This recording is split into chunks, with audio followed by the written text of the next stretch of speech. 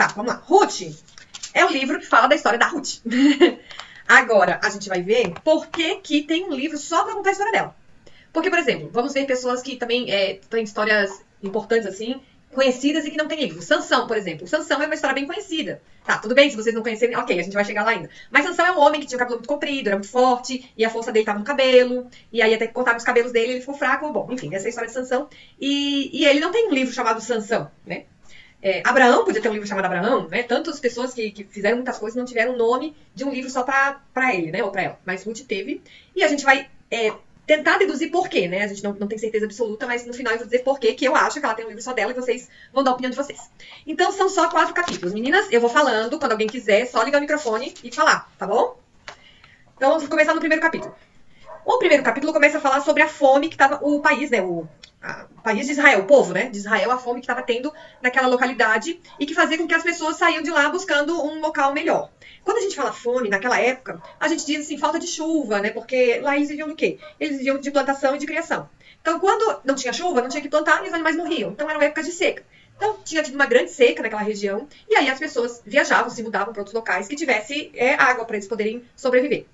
E aí, um homem chamado, eu tenho que olhar o nome dele porque eu me confundo, Elimeleque, ele é lá do povo de Israel, e ele foi embora com a esposa e com 2 filhos pequenos, 2 meninos, né? 2 homens, meninos, do sexo masculino, é isso que eu queria dizer.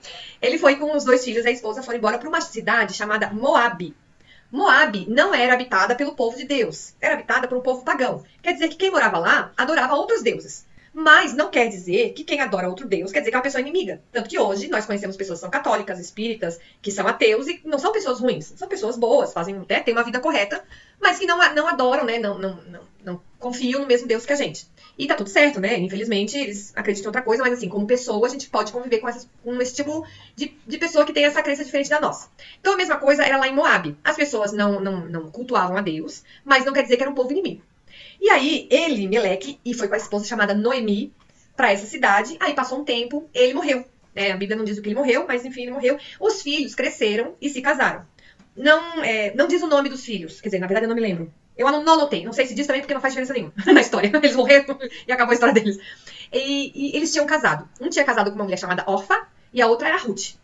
Então eles morreram, aí ficou a Noemi com as 2 noras. Na verdade, depois que eles já estavam 10 anos casados, tá? Com essas mulheres, eles morreram. Só que eles não tiveram nenhum filho nesses 10 anos. Então ficou mesmo só a sogra e as 2 noras. O que é o normal de acontecer, né? Era as 2 noras voltarem para a casa dos seus pais. E aí a Noemi ficaria sozinha. Noemi, deixa eu achar aqui o que eu quero dizer pra vocês. Noemi... quando eu achar, eu vou lembrar. Noemi decidiu, então, voltar para Israel, porque ela ficou sabendo que lá tinha, né, estava voltando tudo ao normal, e aí lá, pelo menos, ela ficaria com a família dela, com os parentes dela, porque lá em Moab ela estava sozinha. Então ela foi, e as noras foram junto, só que quando ela viu que elas estavam se preparando para ir junto, ela falou que não, que elas eram novas ainda, que elas tinham que voltar para casa dela, da família delas, cada uma, né, para sua família, e arranjar um outro marido, casar novamente, que elas não tinham que ficar sozinhas o resto da vida. E aí a Orfa ela voltou para casa da família dela. Também não fez nada de errado, né? Voltou. Já a Ruth, ela falou... Deixa eu achar aqui. Aqui. Ela falou uma passagem bíblica que é bem conhecida até e que é muito bonita, assim. E que mostra como ela foi fiel à sogra dela. Ela falou assim... tá lá no versículo 16, tá? Ruth 1:16. Não me proíba de ir com a senhora, nem me peça para abandoná-la. Onde a senhora for, eu irei. E onde morar, eu também morarei. O seu povo será o meu povo. E o seu Deus será o meu Deus. E aí a Ruth falou isso para a sogra dela, a Noemi, e a Noemi viu que ela estava decidida que não tinha como convencê-la a ficar com a família, então foram as 2 e voltaram, né, pra casa, pra terra, né, da Noemi. Então voltou só as 2 mulheres. Chegando lá, a Noemi tinha um parente, um tio, que se chamava Boaz. Já tô no capítulo 2, tá, gente? Alguém tem alguma pergunta do 1? Não? Tá. Um homem chamado Boaz. E o Boaz tinha muitas terras, muitas plantações, tinha empregados. E aí, ele plantava, espigas. Mas espiga do quê? Bom, enfim, espiga. Ele plantava e os funcionários dele colhiam as espigas, não sei do quê. E aí, sabe, sempre caía alguma coisa no chão. Então a Noemi falou assim, olha, Ruth, vai lá nas fazendas, né? Ela falou nas fazendas, qualquer fazenda. E vai juntar o que cai do chão. Oh, a Luísa chegou. Então vamos no capítulo 2, né? Então, Boaz, ele era um dos fazendeiros. Então os funcionários iam catando lá, colhendo as espigas, não sei o quê. E só que sempre caía alguma. Então a Noemi falou assim, olha, Ruth, você vai nas fazendas e pega o que cair pra gente. Como se fosse assim, o resto da plantação, né? Da colheita. Então a Noemi foi. Mas daí o Boaz, ele viu ela fazendo aquilo. E ele ainda não sabia que ela era parente, né? Não parente dele, mas era parente da parente dele. E aí, assim, ele tratou ela muito bem, os empregados, pediu para os empregados tratarem ela bem. Fala, Jaque. Por que ela fazia isso? Por que ela colhia as sobras? Isso. É que naquela época, já que as mulheres não podiam trabalhar. Por isso que uma mãe sempre queria muito ter um filho. Porque era uma forma também, caso o marido morresse, ela ter como sobreviver, porque a mulher não podia trabalhar. Então ela não tinha de onde tirar comida. Então quando ela ficou sozinha, e ainda com 2 noras sozinha, por isso que ela quis mandar para as famílias, para elas terem o que comer. Porque ela ia voltar para a cidade dela e ela ia depender dos outros.